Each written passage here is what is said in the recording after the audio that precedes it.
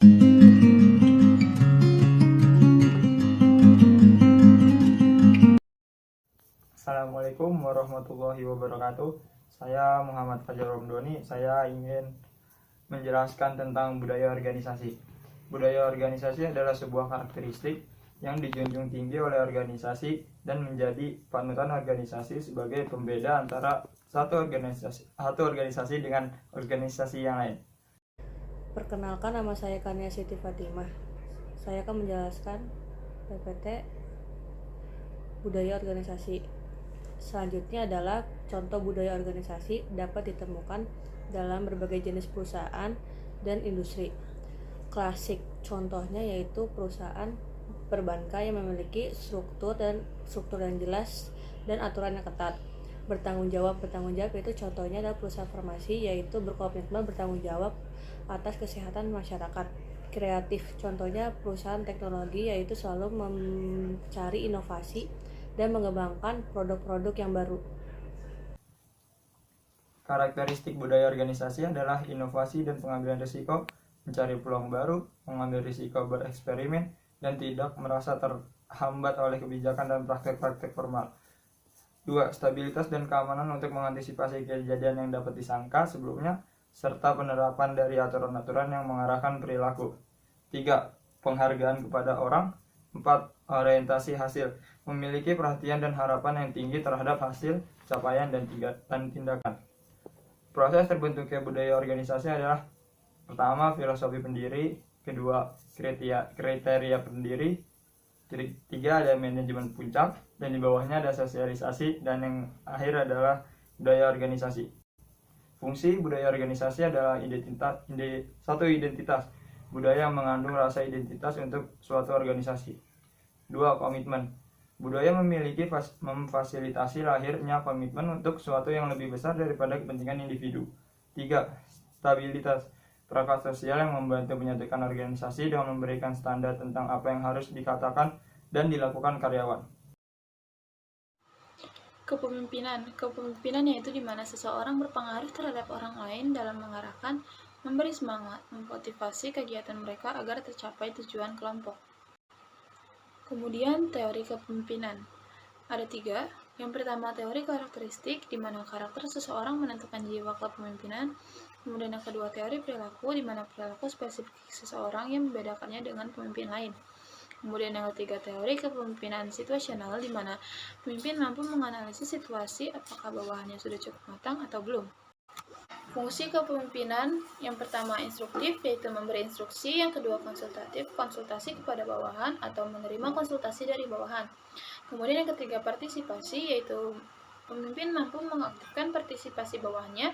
Kemudian yang keempat delegasi, yaitu mendelegasikan wewenang kepada bawahannya. Dan yang kelima pengendalian, yaitu mengendalikan kondisi. Gaya kepemimpinan itu ada 6. Yang pertama autokratis, yang kedua biokrasi, yang ketiga partisipatif, yang keempat delegatif, yang kelima karismatik, dan yang keenam demokrasi. Kunci kepemimpinan itu ada 3. Yang pertama kualitas hubungan antara bawahannya dengan atasannya, yang kedua memiliki struktur tugas, dan yang ketiga kedudukan kekuasaan.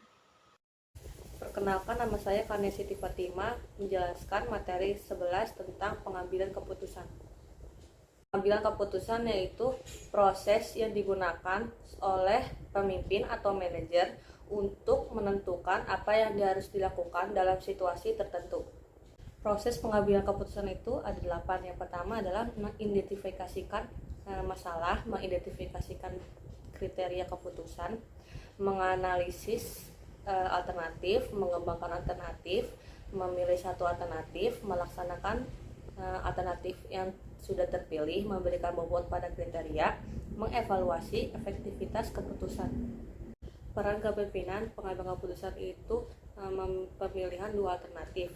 Pengambil keputusan perlu dilakukan karena adanya perbedaan tujuan dan harapan dengan hasil yang ingin dicapai. Ada tahap-tahapan pengambilan keputusan, yaitu pertama, tahap penyelidikan, yaitu mempelajari lingkungan atau kondisi yang memerlukan keputusan. Kedua, tahap perancangan, yaitu mengembangkan dan menganalisis segala tindakan yang mungkin. Ketiga yaitu tahap pemulihan, ya memilih arah tindakan tertentu dari semua proses yang ada. Dalam proses pengambilan keputusan harus memperhatikan faktor-faktor, yaitu pertama pendekatan pengambilan keputusan, kondisi pengambilan keputusan, jenis masalah dan keputusan, gaya pengambilan keputusan.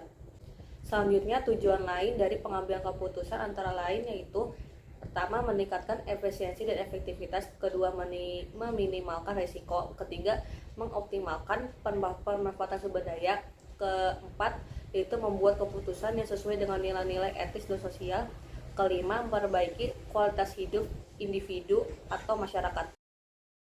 Ingin menjelaskan materi tentang komunikasi. Komunikasi adalah sebuah interaksi atau penyampaian pesan atau ide dari seseorang kepada orang lain. Poin penting dalam komunikasi adalah pemahaman makna. Fungsi komunikasi adalah kendali, motivasi, ungkapan emosional, dan informasi.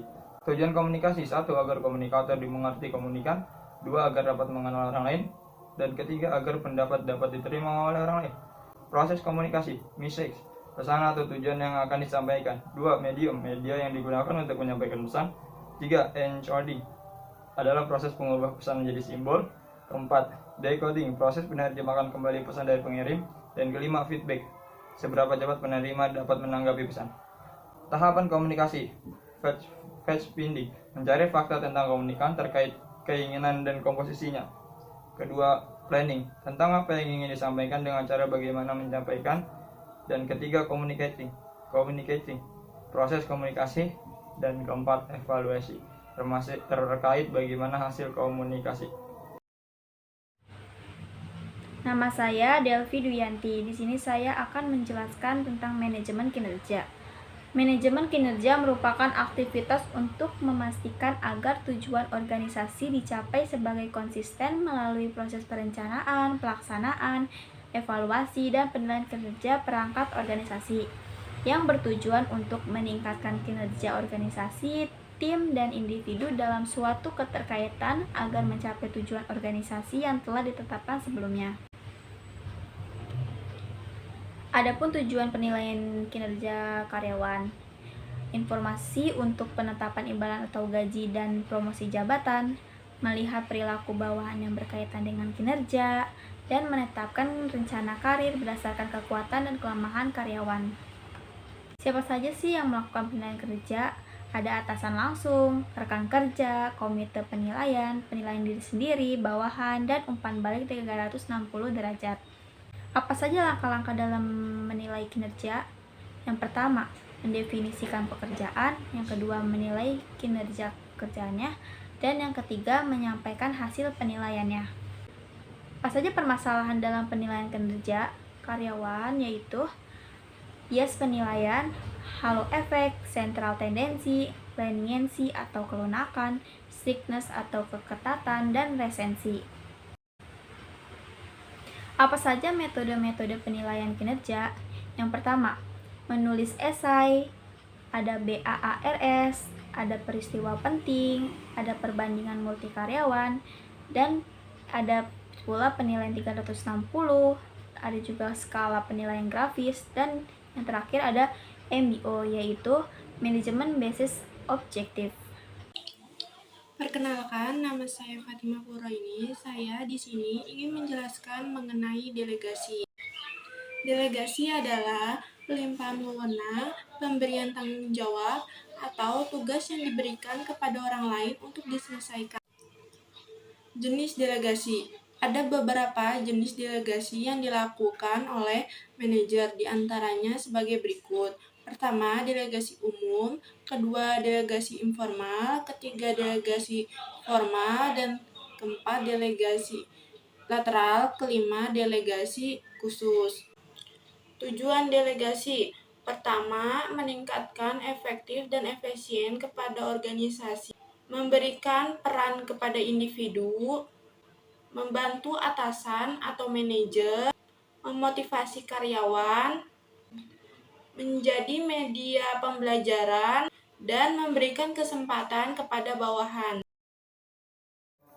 Sekian presentasi dari kelompok saya. Wabillahi taufiq wal hidayah. Wassalamualaikum warahmatullahi wabarakatuh.